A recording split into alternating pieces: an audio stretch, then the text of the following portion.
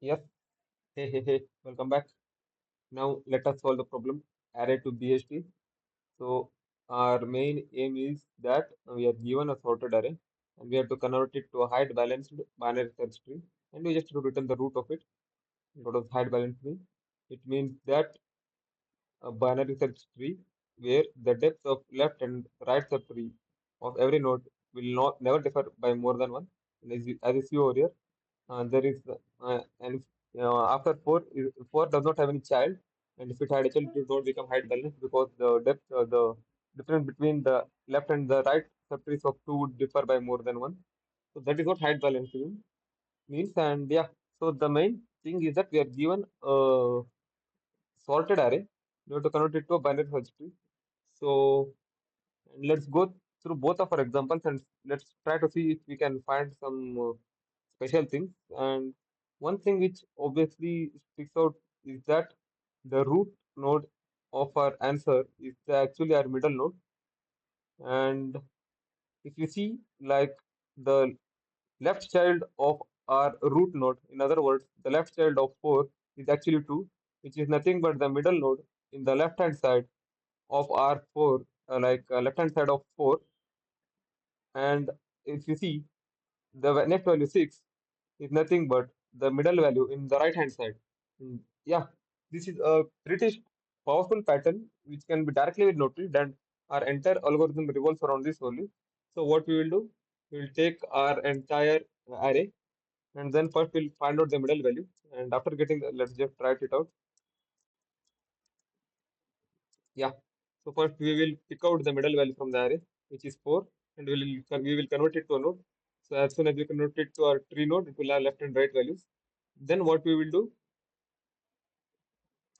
yes, then we will ignore 4 and we'll just first for the left half of 4, what we'll do, we'll take every element from the middle node or the 4, the position of the 4 to all the elements to the left of it. In other words, 1, 2, 3. In other words, 0 to middle minus 1, because middle was 4, and we'll take that and we'll recursively pass it as the left child for 4. And again, so what will happen is that as soon as that left half get passed to 4, what we will see is that we will get the value of 2 again, because 2 will actually become the mid. And if you remember how to calculate mid, I think let's go from there. Middle is calculated as left plus right divided by 2. So 0 plus 2 divided by 2 is 1, which is 2. And so 2 will become a left node over here. And so what will happen is that again you will pass the left of it to become the next left node of it. And as you see, as soon as this happens, there's nothing over here. So the remaining part, which is 3, will be passed as the right node. So the right node will come over here. And as you see, we have already uh, built half of our tree. And we'll continue the same for this also. And we'll come back to 5 now. And what will happen is that since 5 was on the right hand side of 4, 5, 6, 7 will pass over here. And again, left plus right divided by 2 will become 6. So 6 will be placed over here. And then what will happen is that 5 and 7 are left. And since 5 is on the left hand side of 6, it will become the left child of 6. And since 7 is on the right hand side of 6, it will become the right hand side of 6. It will become the right child of 6. And if you see, this is actually equal to our answer. So yeah, that is a very powerful pattern which we could directly notice. So let's just write or build an algorithm around that. So what we will do, we will call it, since this is being done recursively, we'll call it tree builder, and we will pass. We have to pass our array. First, we have to pass self because it is inside a class, and then we'll pass the number array, and then we'll pass the left and right. So what will happen? By any chance, if left becomes greater than right, that means that you have reached a position where right is here and left is here, which should never happen. So as soon as that happens, we'll just return null.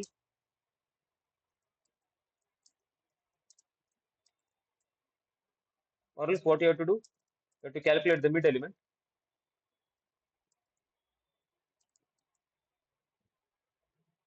Yeah, You can calculate it like this also. We can just do L plus I divided by 2. But this avoids overflow errors. Since you have the middle element, now let's create the root node of our tree, which is nothing but the number 4 initially in the first iteration. So it is nothing but node with the value of nums at the position mid. And what is the left half?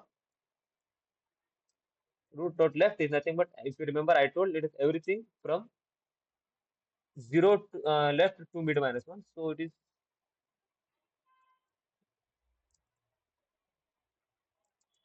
everything from left to mid minus 1. And don't forget to pass your array. And everything on the right is nothing but mid plus 1 to r. Yeah. And now what will happen is that recursively your entire is actually built.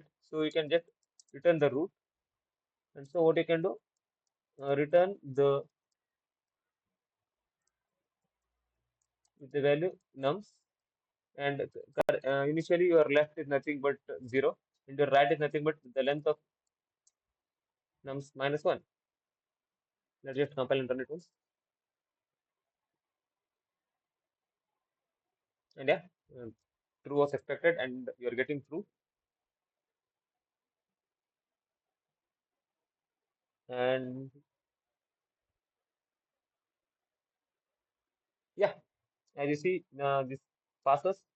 And this is it is a very powerful thing to go through our example and see what is given. And yeah, let's just go through this example again because that is a very, very powerful pattern. So what happened? We have the array 1, 2, 3, 4, 5, 6, and 7. And if you see the resultant answer, 4 is our root node and 4 is the middle of our array. And the left child of 4 is nothing but 2, and 2 is nothing but the middle element of the left hand side of 4, like if you consider only the elements on the left hand side of 4. And the right hand child is 6, and 6 is nothing but the middle element of the right hand side of 6. And then if you just consider 2, the left element is the middle element of everything before 2, and which is nothing but 1. And then if you consider 3, 3 is nothing but the middle element of everything after 2. And if you consider 5, 5 is nothing but the middle element of everything before 6 and after 4. And the same thing holds true for 7. It is nothing but the middle element of everything after 6. And you have your actual binary search tree also. And yeah, so I explained the algorithm twice. And yeah, that's all for it. And thank you.